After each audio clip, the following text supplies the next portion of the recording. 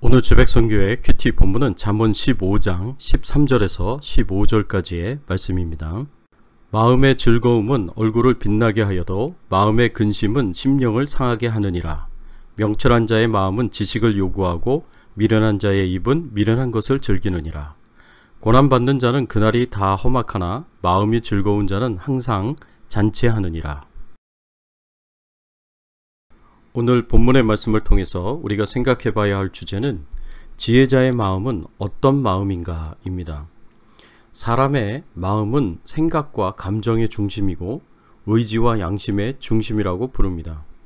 마음은 우리의 생각과 감정과 의지가 이루어지는 것이라고 볼 수 있습니다. 잠언서는 이렇게 사람의 마음과 관련된 지혜의 교훈을 많이 주고 있습니다. 하나님은 사람의 마음을 보십니다.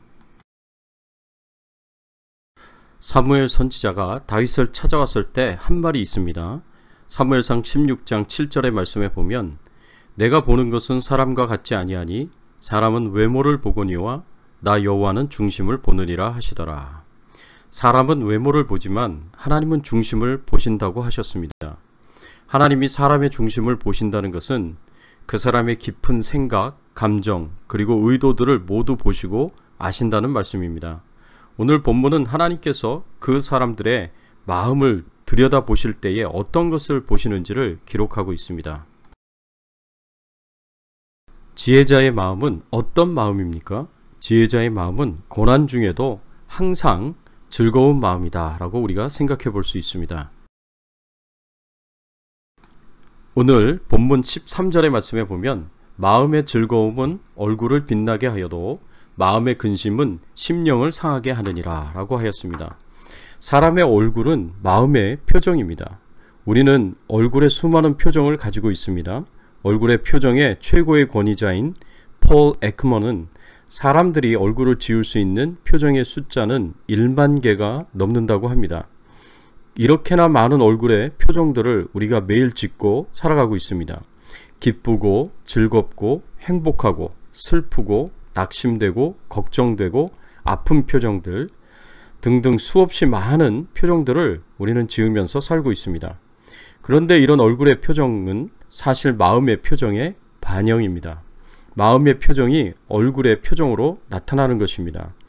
마음이 즐거운 자는 얼굴에도 즐거운 모습으로 나타나게 될 것이고 마음에 근심이 있는 자는 얼굴에도 근심이 있는 표정으로 나타나게 될 것입니다. 마음이 행복하면 그 행복한 마음의 표정이 얼굴의 행복한 표정으로 나타나게 되어 있습니다.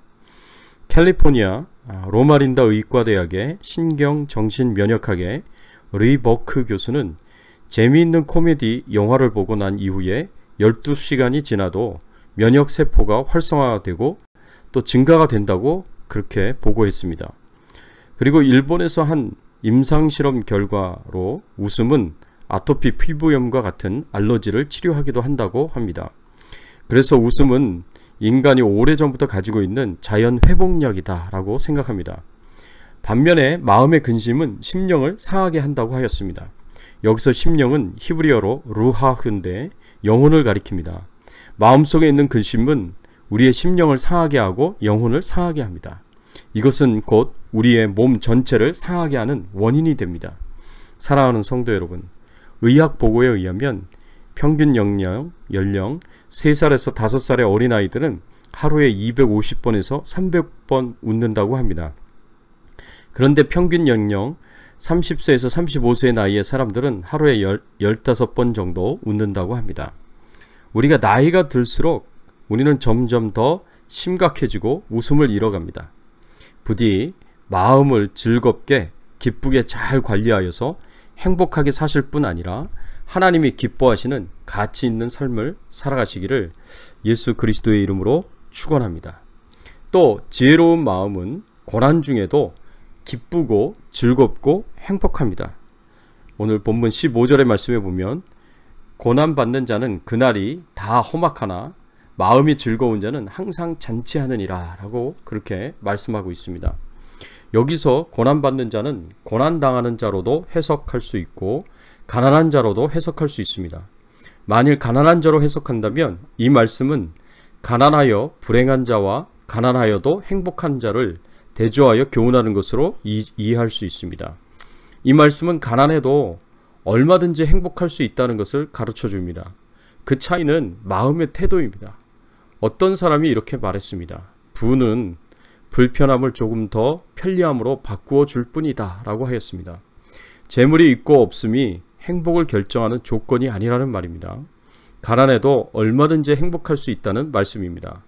그런데 고난받는 자를 고난당하는 자로 해석하면 이 말씀은 고난 중에서도 행복할 수 있다라는 것으로 이해할 수가 있습니다. 우리는 마음의 태도가 얼마나 그 결과를 다르게 가져올 수 있는지 성경에서 여러 예를 통해서 알 수가 있습니다. 사도행전 16장 23절, 24절까지의 말씀에 보면 바울과 실라가 빌립보에서 복음을 전하는 것 때문에 붙잡혀서 심하게 얻어맞고 감옥에 던져졌습니다. 바울과 실라가 쇠사슬에 묶인 채 감옥 속에 더러움과 해충과 벌레들과 함께 있었습니다. 이때 바울과 실라가 어떻게 이 고통에 반응합니까? 사도행전 16장 25절의 말씀에 보면 한밤중에 바울과 실라가 기도하고 하나님을 찬송하며 죄수들이 듣더라 라고 말씀하였습니다. 감옥에 갇혀있는 상황 속에서도 쇠사슬에 묶여있는 채 이 더러운 상태에서 고난과 고통을 당하고 있는 상태에서도 한밤중에 기도하고 하나님을 찬송했다라고 말씀하고 있습니다. 바울은 또 훗날 감옥에서 빌립보서를 기록했는데 빌립보서 4장 4절에서 7절까지의 말씀에 보면 주 안에서 항상 기뻐하라. 내가 다시 말하노니 기뻐하라. 너희 관용을 모든 사람에게 알게 하라. 주께서 가까우시니라. 아무것도 염려하지 말고 다만 모든 일에 기도와 간구로 너희 구할 것을 감사함으로 하나님께 아뢰라. 그리하면 모든 지각에 뛰어난 하나님의 평강이 그리스도 예수 안에서 너희 마음과 생각을 지키시리라. 말씀만 우리의 마음을 만족하게 하고 배부르게 하고 행복하게 하는 것이 아닙니다. 바울과 실라처럼 찬송하며 기도하면서 우리는 기쁘고 즐겁고 행복해 할 수 있습니다. 말씀과 찬송과 기도가 풍성하면 고난 가운데 있어도 가난 가운데 있어도 우리는 항상 잔치할 수가 있습니다. 말씀과 찬양과 기도가 있는 이 예배 시간이 바로 마음의 축제요, 잔치라고 말할 수 있습니다. 그래서 15절을 보십시오. 솔로몬이 뭐라고 표현했습니까? 우리의 마음이 단순히 기쁘고 즐거운 정도가 아니라 날마다 파티하는 것처럼 잔치하는 것처럼 큰 기쁨과 즐거움과 행복이 있다라고 하였습니다. 고린도 후서 6장 10절의 말씀에도 보면 사도 바울이 이렇게 말씀했습니다. 근심하는 자 같으나 항상 기뻐하고 가난한 자 같으나 많은 사람을 부요하게 하고 아무것도 없는 자 같으나 모든 것을 가진 자로다. 예수 믿는 하나님의 자녀들은 하나님의 말씀을 따라 믿음으로 순종하며 살아가는 지혜자들은 근심하는 자 같으나 항상 기뻐하는 자다라고 그렇게 말씀하고 있습니다. 사랑하는 성도 여러분, 우리가 살면서 여러 가지 시련으로 인해 고난과 고통과 괴로움을 당하지 않을 수가 없습니다. 그렇다고 시련 때문에 낙심하지 마시고 시련 때문에 좌절하지 마십시오. 오히려 마음을 잘 관리해서 기뻐하고 즐거운 삶을 살 수 있기를 바랍니다. 지혜자의 마음의 양식은 하나님의 말씀이라는 것을 기억하시고 우리의 마음을 말씀으로 채우시고 그리고 찬양과 기도로 채워서 우리의 마음이 늘 축제요, 파티요, 잔치가 되는 영적으로 풍성한 은혜 가운데 거하면서 살아가기를 예수 그리스도의 이름으로 축원합니다. 함께 기도하겠습니다. 하나님, 그렇습니다. 지혜자의 마음은 고난 중에도 항상 즐겁다고 가르쳐 주시니 감사를 드립니다. 하나님, 저희들이 살아가면서 낙심되고 절망되는 일들이 참 많습니다. 그렇지만 그 가운데서도 하나님이 우리를 지켜주시고 하나님이 우리를 보호해 주시고 하나님이 우리를 돌봐주신다는 이 믿음을 가지고 고난과 고통 속에서도 우리의 마음은 기뻐하고 즐거워하고 행복해 할 수 있는 귀한 은혜와 축복을 허락하여 주시옵소서. 그래서 어떤 고난도 넉넉하게 하나님이 주시는 기쁨으로 또 하나님이 주시는 은혜로 잘 이겨나갈 수 있도록 하나님 도와주시고 축복해 주시옵소서.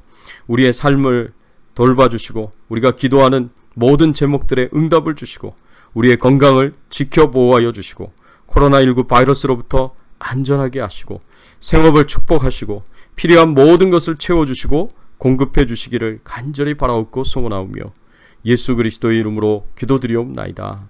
아멘.